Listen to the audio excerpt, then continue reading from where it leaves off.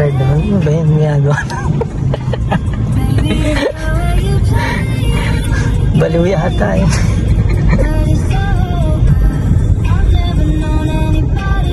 Dito ko rin sana tuturuan si Jacqueline magmotor eh. Gusto niya daw, kaya na yata nagpaturo eh. Kay Nel. Marunong na daw siya. Hindi ko alam. Kasi inano ko yun dun sa bahay, muntik na tumilapon. Ginana niya. Pwede clutch yung ano. Pagliliko ka, dito ka na sa kanan, dito na. Wala na, napapasok na. Hindi pwede.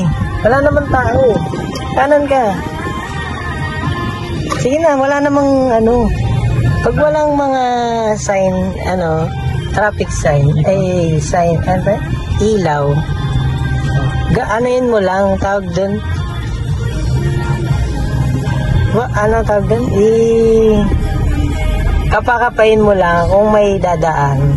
Pag may dadaan, syempre, wag mo ituloy. Okay.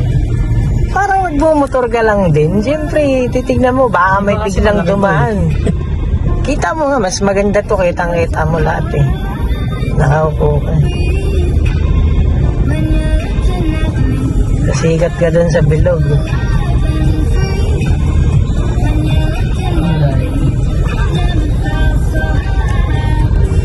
Huwag ka umalis dyan. Dyan ka lang. Oh. Ipunahin mo. Huwag mo sasagasaan yung pedestrian. Kasi pwede kang pagmultahin dyan pag kunwari sa mga mga daan na katulad sa Makati, ganyan.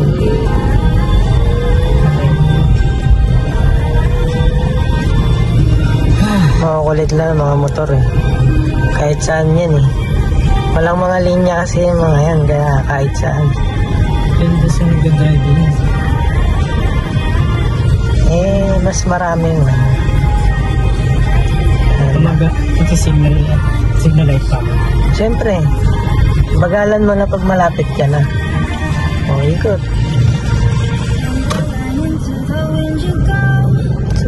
Hindi kaya tayo napapansin naman. Huwag mo masyadong kasi iikot ka. Huwag mong tawag dyan. Huwag mo na ikanan kasi paikot ka eh. Sige, dahan-dahan lang. Okay lang yan. Kung wala kang bantay dyan, ikot-ikot ka sana dyan sa roundabout para matuto ka.